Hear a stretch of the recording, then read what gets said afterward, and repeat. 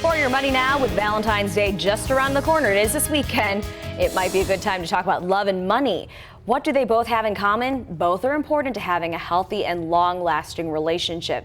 Andy Mattingly is here with advice on what you should be talking about with your significant other regarding those financial matters. And the question is, why is it important to talk about money early on in the relationship? Because sometimes that can seem a little tacky. Yeah, well, because money problems still is the #1 cause of relationships going bad, whether marriages or just relationships. So if you have money issues, things that people do that bother you, that can really cause a strain on the relationship. So how early is too early? Well, you don't want to start talking credit scores on the first date, but you can start paying attention to habits. You know, the person that you're going out with, you can, do they spend a lot of extra money? Do they seem to not pay their bills on time? So you can pay attention to habits early on. Do they make you pay for everything when they ask you out on the date? Exactly, things like that. What specific items and topics regards to money should you talk about in the relationship when it becomes more serious? When it becomes more serious, well, then you can talk about credit scores, but maybe not coming out with that. But start talking more about things like what your debt level is, what how much income you're making.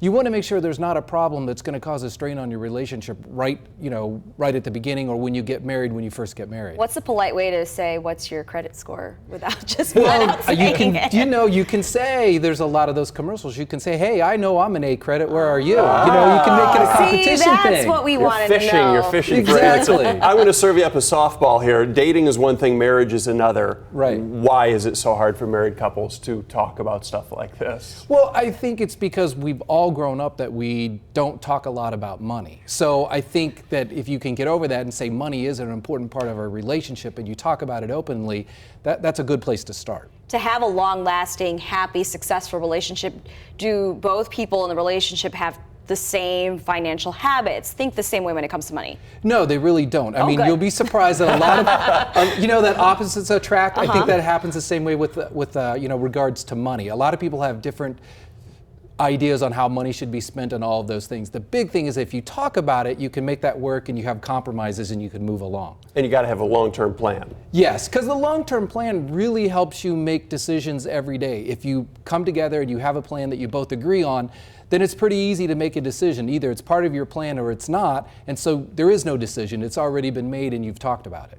Relationships change, people change. Should the couples know that their financial goals will change? Definitely. What you think is cool and important to do when you're in your 20s changes when you're in 30s, when you're in your 40s, when you get to your 50s. So you're going to need to talk about that and know that you're always going to be changing. And quickly, most important advice, best for last, is that remember that you're a team and it's not about winning or losing. So if you guys make a good decision, that's not a point for you or a point for the other person. It's a point for the team. And the team needs to win. Good advice. Not easy to follow, but good advice, Andy. All right, thank you, Andy, with Forum Credit Union. While we don't have a local store